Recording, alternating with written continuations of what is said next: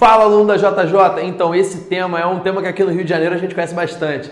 Arbovirose. Depois vai ter uma panelinha de malária lá no seu material escrito. Mas aqui hoje a gente vai falar de zika, vai falar de chikungunya, vai falar de dengue e vai falar de febre amarela, que é um negócio que está pegando o Brasil inteiro e aqui também. Vai cair na sua prova? Com toda certeza vai cair na sua prova. Essa aula é importante porque tem os vínculos mentais que podem cair lá, mas o material escrito está bem completo. De qualquer forma, presta bastante atenção para gabaritar as questões desse assunto, que é um assunto relativamente fácil. É isso, vambora, galera. Solta a vinheta, Fernando. A gente vai começar por dengue, que é a mais clássica. É a arbovirose mais comum no mundo. Atualmente é que tem o maior impacto, que é o que chama mais atenção da OMS, das grandes corporações que tentam cuidar da saúde humana. A dengue chama muita atenção. E o que a gente precisa saber de dengue? O que a gente precisa saber de dengue está quase tudo num fluxograma do Ministério da Saúde para a gente fazer atendimento. A dengue, para você pensar nela, é muito tranquilo quando você tem esse fluxograma. O que eu vou fazer? Eu vou botar o fluxograma aqui no nosso mapa mental para facilitar a tua vida. Vamos começar pelo mapa mental primeiro. Calma, sem perder a cabeça, com tranquilidade. Vem comigo. Olha lá, já está ali no vermelhinho, vê o fluxograma. Né? Características do mosquito primeiro. Quais são as características do mosquito? A fêmea do Aedes aegypti, ela está lá, infectada, bota os ovinhos dela com a cepinha, que pode ficar 1 ano dormente. Bateu água, nasce mosquitinho infectado. Então, assim, vocês vão ver questões que podem cobrar o absurdo disso. Se o vírus depende de um homem infectado para passar, não depende. Você tendo uma cepa infectada, uma larvinha infectada lá naquele ovinho que está dormente, você vai passar para uma galera essa dengue aí. Então não precisa ter o homem nesse caso. Mas isso daí é filigrana de prova, tá? Você tem que saber que é a fêmea do mosquito, que é o Aedes aegypti, que tem alguns sorotipos, mas que basicamente o dengue 4 é muito perigoso. Aí você tem que saber do Aedes aegypti, do mosquito que passa a doença. Mas vamos para a doença então. Vem comigo de fluxograma aqui no mapa mental. Vem comigo. Então, pessoal, muito simples. Você vai pensar assim, suspeita de dengue. Suspeita de dengue é um paciente com, aqui, febre com duração máxima de 7 dias. Isso é importante, isso é pegadinha para sua prova. Duração máxima de 7 dias, mais que isso não é dengue, tá? Mas pelo menos 2 sintomas. Dor de cabeça, cefaleia, dor retroorbitária, exantema, prostração, mialgia, artralgia. Você tem que pesquisar sempre o início dos sintomas e se a história epidemiológica desse paciente é compatível. Ah não, ele estava na Inglaterra e voltou ontem e está com febre. É dengue? Dificilmente é dengue, né, pessoal? Então, tem que ter uma história epidemiológica compatível. Vamos seguir aqui o fluxograma do Ministério da Saúde. Tem sinal de alarme ou sinal de choque? Como você vai fazer para gravar a diferença? Tá? Como é que acontece? Você tem um vírus ali reproduzindo, gerando um monte de interleucina, uma resposta inflamatória bizarra. Essa resposta inflamatória faz o quê? A inflamação faz com que o vaso dilate. Se o vaso dilata, você tende a perder líquido para o terceiro espaço. Então o hematócrito o que faz? Concentra. Isso gera um fluxo menor de passagem do sangue pelo vaso. Isso faz o quê? Uma possibilidade de trombose. Se faz a possibilidade de trombose, você tem uma destruição, um acúmulo de plaquetas, fazendo uma coagulação intravascular disseminada. Então você vai ter, primeiro nos sinais de choque, um raciocínio assim. Você vai ter uma vasodilatação, perdeu o líquido. Se perdeu o líquido, você vai vir comigo aqui, você vai ver, ó, vômitos persistentes é outra coisa que faz perder líquido. Mas essa perda de líquido pura, hipotensão postural e lipotímia, hepatomegalia dolorosa, porque você vai ter aquela reprodução viral no fígado, gerando lesão naquele fígado do paciente. Você vai ter a congestão daquele fígado, porque o líquido está perdendo para o terceiro espaço. Às vezes, o terceiro espaço é o próprio fígado, né? Além disso, você vai ter hemorragias importantes. Por quê? Lembra? Coagulação intravascular disseminada? Consumiu a plaqueta, então o sangue consegue vazar tranquilamente. Então você vai ter hemorragias importantes, você vai ter sangramento de mucosa. Legal? Além disso, pela baixa de hidratação desse paciente, você vai ter sonolência, irritabilidade, porque não está chegando sangue no cérebro. Pensa assim, pensa desse jeito, fisiopatologicamente você vai acertar a maioria das questões. Além disso, tem pouco líquido? Diminuição da diurese. Tem pouco líquido, está chegando pouco líquido nas periferias. Você vai ter o quê? Hipotermia, esse paciente vai ficar frio, vai ficar gelado, pouco sangue chegando na pele, né? Aumento repentino do hematócrito por causa daquele mecanismo que eu expliquei para vocês. Queda abrupta das plaquetas, mecanismo que eu expliquei para vocês. Desconforto respiratório, porque esse paciente não está conseguindo levar oxigênio para os tecidos, tem pouco sangue, está muito concentrado, está tendo dificuldade para a hemácia liberar esse oxigênio, a hemoglobina liberar esse oxigênio. Então, você vai ter esse conjunto de coisas, legal? É só ter um raciocínio fisiopatológico. Sinais de choque. Os sinais de choque, você pensa no extremo desse raciocínio. Quando esse raciocínio já chegou a um ponto que você não tem mais os mecanismos de regulação, que você não consegue mais ajeitar isso. E quando é isso? Você lê aqui no fluxograma do nosso mapa mental. Hipotensão arterial, quer dizer, sistólica menor que 90, né? Uma hipotensão relativamente grave, você vai começar a pensar nisso, né? Que é o choque. Lembrar que não pense nisso, não faça confusão com a sua cabeça com o choque séptico, que é quando você tem que entrar com droga vasoativa. Não pense nisso. É hipotensão arterial. Hipotensão arterial é um sinal de choque. Pensa nisso, tá bom? Vem comigo. Pressão arterial convergente. Então você tem um diferencial da sistólica com a diastólica menor que 20. Isso geralmente acontece em situações em que você tem uma desidratação importante já. É um paciente bem grave para isso acontecer. Ali embaixo tem choque, né? Que é quando você precisa de drogas vasoativas para manter a pressão desse paciente após tentar fazer uma ressuscitação volêmica. Não conseguiu? Droga vasoativa. Choque. Pulso rápido e fino. O que isso me diz? Pulso rápido e fino. Esse paciente está tentando jogar para frente sangue para nutrir os tecidos e não está conseguindo, então está rápido, está taquicárdico. E está fino por quê? Porque tem pouco líquido intravascular. Lembra? Mecanismos que eu já expliquei. Volta aqui. Enchimento capilar lento, maior que 2 segundos. Lembra? PCP maior que 2 segundos. Por quê? Porque não está conseguindo chegar sangue suficiente para aquele tecido. Nesse raciocínio fisiopatológico, você consegue diagnosticar para qual grupo vai esse paciente, tá? Vai de A a D. Você pensa o que comigo? A, como é que é A? Se é o primeiro, é o pessoal tranquilo. Legal? E D, é o choque, né? Sinal de gravidade. Pô, não é o choque, mas também não é tranquilão. É B ou C? Tá mais para C, não tá? Então é C, aquele sinal de gravidade. E o B? Qual o diferencial do B para o A? Aí que vem a prova do laço, pessoal. Vem comigo aqui. Segue aqui. Então não tem sinal de alarme ou sinal de choque? Não. Você vai dar uma olhada lá, ó, pesquisar sangramento de pele espontâneo. Tem sangramento? Não tem. Poxa, o que eu faço? Eu vou tentar fazer uma prova do laço. Como é que eu faço a prova do laço? Isso cai na sua prova. Isso é cobrado. Prova do laço. Você vai pegar 2,5 centímetros, que é uma polegada, né? Uma polegada.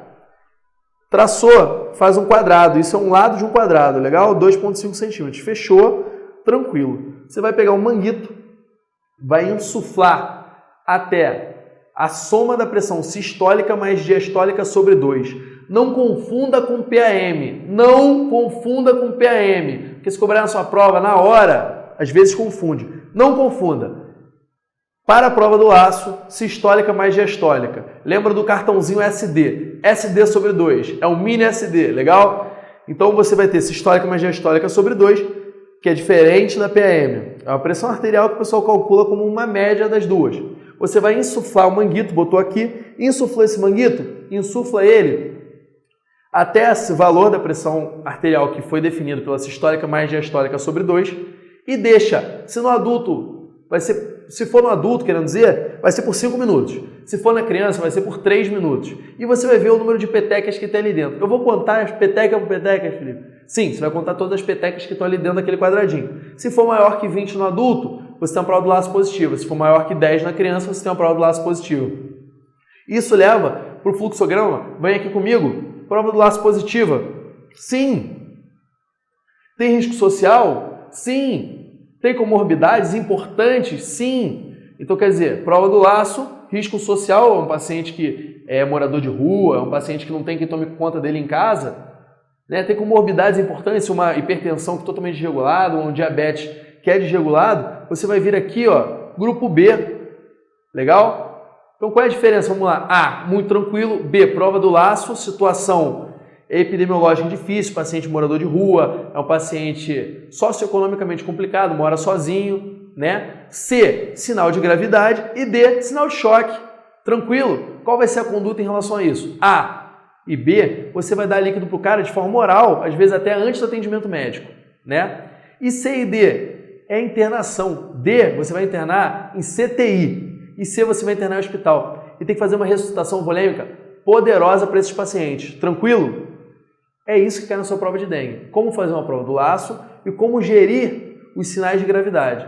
Qual o tratamento para dengue, Felipe? O tratamento para dengue é um tratamento sintomático com uma ressuscitação volêmica poderosa, você ficando de olho ali, sempre pedindo transaminase nesse paciente, caso ele esteja internado em C e D, né? Transaminase nesse paciente para ver dano hepático, ureia e creatinina para ver dano renal, né? Tem uma hipovolemia, esse paciente pode fazer um dano renal. Tranquilo? Plaqueta para você fazer uma curva de plaqueta, hematócrito para fazer uma curva de hematócrito. Legal? Então, vem comigo aqui, vem para o mapa mental. Não está aqui no nosso mapa mental, mas vai estar no seu material escrito. Lembrar que menos de 20 mil plaquetas é um sinal de gravidade importante. Legal? É critério de internação, paciente com menos de 20 mil plaquetas. Além disso, não usar ácido acetil salicílico na dengue ou AINES. Então usa ou paracetamol ou dipirona, tá? Lembrar sempre do paracetamol da toxicidade hepática. E lembrar também que a dengue é uma doença de notificação compulsória. E o diagnóstico de dengue? O diagnóstico de dengue você vai fazer nos primeiros 5 dias pela proteína NS1.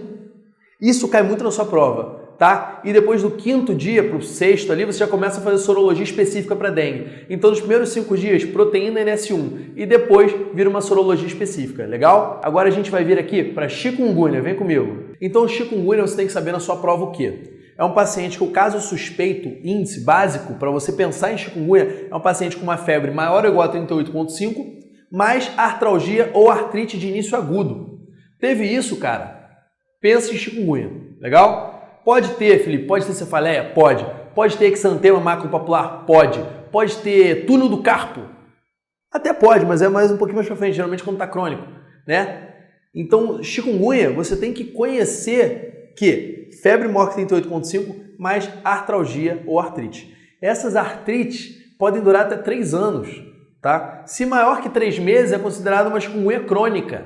Tranquilo? E também tem um fluxograma do Ministério da Saúde que pode nos ajudar, que a gente vai jogar no nosso mapa mental. Vem comigo agora. Então você tem um caso suspeito. Em fase aguda, um paciente com febre por até 7 dias, acompanhado de artralgia intensa de início súbito, conforme a gente conversou. É um paciente, cara, chikungunya é aquele que se dobra.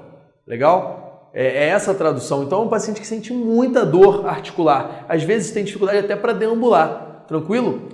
Então eu vou pensar, tem cefaleia, pode estar associado, tem mialgia, pode estar associado, tem exantema, pode estar associado. Na sua prova, gravou febre mais artralgia ou artrite. Tranquilo? Você vai considerar a história desse paciente se ele foi para uma área que tem transmissão de chikungunya, né? Você tem que ter uma história epidemiológica condizente, não esquece disso, que isso é pegadinha, tá? Às vezes os caras colocam umas coisas nada a ver para você cair, tá? Vem aqui. Avaliar sinais de gravidade, critérios de internação e grupo de risco.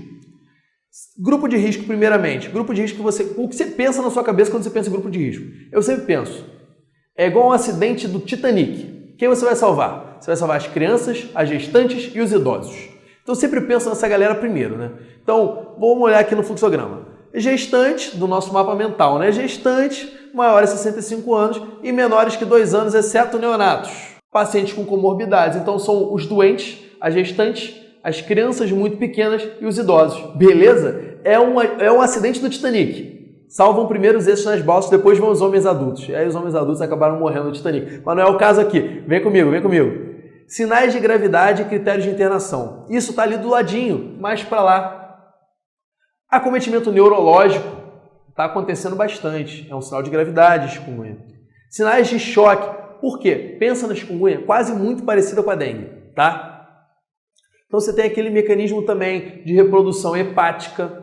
Você tem fazendo aquela liberação de interleucina, se libera interleucina, vasodilatação, às vezes CIVD. Então você vai ter um grande mecanismo fisiopatológico parecido com o da dengue. Então você vai ter os sinais de gravidade também parecidos com o da dengue, né? Vem comigo aqui. Sinais de choque, extremidades frias, cianose, tontura, hipotensão, enchimento capilar lento, instabilidade hemodinâmica, dispneia, conforme eu expliquei para vocês anteriormente, dor torácica, por quê? Dor torácica, às vezes o paciente vai estar com menos passagem de sangue levando oxigênio para o miocárdio, isso pode fazer com que você tenha uma angina por baixa de oxigênio, né? Relativa, uma angina relativa. Além disso, vômitos persistentes, a pessoa que não consegue manter líquido dentro de si, está vomitando muito, então é um sinal de gravidade, pensar nisso. Neonatos, cara, neonatos você tem que internar, não tem jeito, neonato você interna, tá bom? Descompensação de doença de base e sangramento de mucosas, por todo aquele mecanismo fisiopatológico que a gente conversou. Então você vai dividir de acordo com o fluxograma que está no seu material escrito, de uma forma muito simples, tá?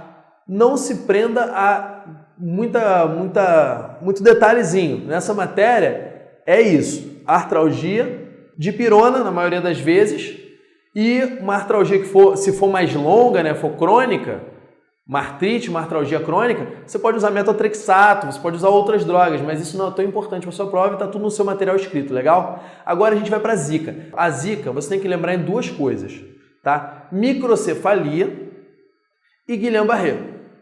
É isso, tranquilo? Vem aqui que a gente vai botar uma definição de microcefalia para vocês olharem. Microcefalia é quando o perímetro cefálico é menor que 2 desvios padrão para a idade e sexo, ou a microcefalia grave é quando você tem menor que 3 desvios padrão para a idade e sexo. E você tem que pensar que ao verificar essa microcefalia, você já tem que pedir um acompanhamento multiprofissional desde o pré-natal. E além disso, na sua prova, você pode cair isso na prática, você pode ser interrogado em relação a isso na prática, e caindo você tem que relembrar como faz a medida do perímetro cefálico. Você faz da glabela até a protuberância occipital externa, traçando uma linha, né? Fazendo o maior eixo possível do crânio da criança. E entre o primeiro dia, as 24 horas de vida, e o 6º dia de vida, para evitar as mudanças da conformação espacial do crânio da criança e fazer uma medida mais fidedigna, tranquilo? Então, se você tem uma criança, uma gestante, querendo dizer, que teve infecção pelo vírus Zika, você tem que acompanhar em pré-natal de risco, e todo recém-nascido que tem a possibilidade de ter Zika tem que ter colhido as amostras de sangue do cordão umbilical, líquor e um pedaço de placenta para verificação da sorologia confirmatória do quadro. E para falar sobre a febre amarela, grande garota dos vedete, garota dos olhos do governo, que está passando por uma situação complicada, aumentou a área, né, epidemiológica de risco para a febre amarela, incluindo agora o Rio de Janeiro. Então vamos para o mapa mental para a gente ir com um raciocínio lógico nessa situação, porque é um tema que pode cair na sua prova esse ano. Vem comigo aqui o mapa mental, vamos lá. Quem é que passa o vírus da febre amarela? Da forma silvestre, que é a forma que a gente tem atualmente, é o hemagogos. Se fosse da forma urbana, o Aedes aegypti, mas da forma urbana não tem desde 1942. Então larga isso um pouquinho de lado, tá? Como é que é a diferença, né, Felipe? Como seria a diferença para eu saber que é urbana e qual é a silvestre? A silvestre, galera, o homem entrou ali de gaiato no navio, porque era passar de macaco em macaco. O homem estava passando ali e foi infectado. Então, na silvestre, o homem entrou sem querer, porque o reservatório do vírus é o macaco. Se fosse na urbana, o reservatório do vírus era o homem. Aí o buraco é um pouquinho mais embaixo, porque fica complicada a situação. Tranquilo? Vem comigo para o mapa mental, vem! Tá aqui, ciclo de transmissão, o homem entra sem querer no ciclo silvestre e o macaco é um hospedeiro do vírus. Isso já é esperado. E o quadro clínico? O quadro clínico está um pouquinho mais aqui embaixo. Você tem que pensar na fisiopatologia da coisa. O que acontece? O vírus ele faz uma replicação hepática que gera lesão, né? Se gera lesão, você tem uma insuficiência hepática, vamos dizer assim, causada, né? Então, nos primeiros 3 dias, você tem uma febre desse paciente, mais um monte de sinal inespecífico, mialgia, né? Só que depois de 3 dias, ou ele vai melhorar de vez, ou ele vai ficar um quadro grave. E quando ficar um quadro grave, essa replicação hepática foi tão forte que você tem uma diminuição dos fatores de coagulação, uma diminuição da função hepática, então quer dizer, diminui a produção de albumina. Então você tem, com isso, icterícia, porque fez lesão hepática grande. Você tem sangramentos, então vai ter vômito em borra de café por causa de sangue digerido Por que, Felipe, sangue direito? Porque os fatores de coagulação foram consumidos e ele não está produzindo mais, né? Então, se você tem isso, você tem uma chance de ter hemorragias grande. Então, você já tem icterícia, você tem chance de ter hemorragia, você tem uma perda de albumina, você não tem a produção de albumina, então o líquido intravascular diminui. Você pode fazer uma insuficiência renal aguda, aumentando até 6 vezes a ureia e creatinina. Legal? Então, você tem que ficar de olho nisso. É uma fisiopatologia um pouco parecida com a da dengue, mas lembrar que essa replicação hepática é mais importante gerando icterícia. Vem para o mapa mental comigo. Tá aqui, ó, replicação hepática com lesão, diminuição dos fatores de coagulação e albumina, gerando hemorragias, albuminúria, insuficiência renal aguda. Essa insuficiência renal aguda gera lesão do rim, que ainda aumenta a albuminúria. Então, quer dizer, é um mecanismo reentrante. É uma situação complicada. A febre amarela é um quadro grave. Continua aqui comigo, pessoal. Vamos lá. Né? Você consegue ver o quadro clínico. Na sua prova, o marcador da prova, quando você lê isso, você vai saber que febre amarela é uma grande chance de ser a resposta. Sinal de Fagê. Então, no primeiro quadro, que é o cara que estava só com febre, né? Tá só com febre. Pô, só com febre, você tem um diagnóstico diferencial enorme. Procura o sinal de Fagê. Tem o sinal de Fagê? O que é o sinal de Fagê? Lembra que a febre ela aumenta a frequência cardíaca, né? No sinal de Fagê, quando você tem febre, sem aumento da frequência cardíaca. Então, às vezes, o paciente está bradicárdico ou normocárdico. Ele não está taquicárdico. Isso é o sinal de Fagê. Se tem febre mais sinal de Fagê, você já sai daqueles diagnósticos diferenciais e cai em poucos menos. Você vai ter uma febre tifoide e uma febre amarela. Depois o paciente está ictérico. Se tem uma situação que chama para febre amarela, você vai marcar febre amarela. Tem um jeitão da questão. Legal? Vem comigo aqui. Icterícia ou manifestações hemorrágicas podem acontecer no primeiro ou quarto dia? Podem acontecer. Mas lembrar que lá no terceiro ou quarto dia que começa o quadro grave, que você vai olhar o nosso mapa mental aqui e vai ver, esse paciente ele pode melhorar em até 10 dias. E é incrível, se ele passar o 10º dia, ele vai melhorar na grande maioria das vezes. Tá bom? Então, é um quadro grave, mas se passar do 10º dia, melhora na grande maioria das vezes. E lembrar que ele não vai ter febre amarela novamente, porque ele vai ter a resposta imune, a defesa, já para o resto da sua vida.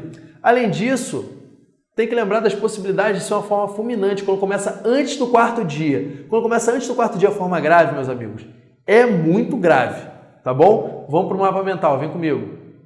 Aqui, ó, forma fulminante, está lá embaixo. Mata em menos de 72 horas. Então, quer dizer, ter forma fulminante, o paciente vai morrer em menos de 72 horas, muito grave. Quais são as marcações laboratoriais de uma febre amarela, Felipe? Lembra comigo, vem aqui para o mapa mental. Aumento grave de TGO e TGP, principalmente de TGP, por causa da lesão hepática da replicação do vírus. É maior que 1000 de transaminase. É muito alto.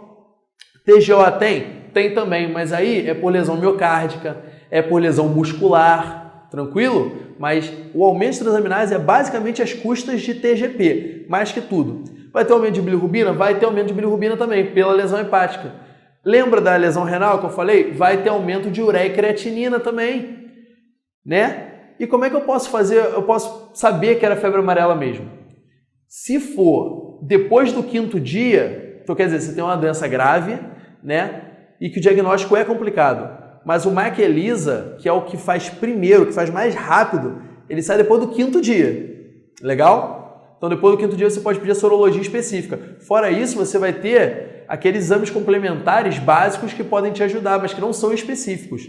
Além disso, existe a possibilidade do isolamento viral. Aí você vem aqui para o mapa mental. O isolamento viral, ele é feito aqui, ó, isolamento do vírus. Esse isolamento do vírus pode ser feito pós-mortem, pode ser feito com você pegar aquele vírus e jogar num camundongo e verificar se ele vai ter a resposta. Então, assim, demora muito mais tempo. Tá tudo no seu material escrito. Vem comigo aqui. Vacina. Isso daí vai cair na sua prova. Quem não pode tomar vacina? Tá no seu material escrito, preste atenção lá. E quem pode tomar? A OMS e alguns órgãos mundiais já haviam dito antes que se você tomasse uma dose, você estava tranquilo, né? Você estava bem com isso. Não precisava tomar outra. Mas o Ministério da Saúde tinha falado assim, não, a gente vai pensar um pouco mais, vai ver isso com mais calma, antes de definir isso completamente. Dessa vez eles definiram. Agora, uma dose é o que já é necessário para a pessoa ficar bem ficar imune. Uma dose da completa, que era tomada antigamente. Tá? O seu material escrito vai estar diferenciando. Eu não vou passar aqui para não causar confusão na cabeça de vocês. Tranquilo? Tá? Então, se tem mais que 9 meses ou é viajante para uma área endêmica, toma a vacina. Desde que não tenha uma contraindicação formal à vacina de vírus vivo atenuado. Legal? Tranquilo com febre amarela, pessoal? Beleza. Vem comigo aqui. Aqui embaixo no seu mapa mental está escrito malária. Malária não é uma arbovirose, é uma parasitose, não é verdade? Então está lá no seu material escrito, tá? Mais uma aula com bastante conteúdo que tem que ser feito de uma forma rápida e que você consiga entender e fazer os seus mapas mentais você mesmo, né? Crie as suas associações mentais. É uma matéria que, sabendo a fisiopatologia, você consegue acertar grande parte das questões e sabendo o que foi dado nessa aula e com o que está no material escrito, você vai gabaritar com certeza tudo que cair desse assunto. É isso, galera? Então segue com vontade, porque está chegando a sua prova e eu não espero nada menos do que a sua aprovação e a sua comemoração com a gente aqui da JJ. Valeu!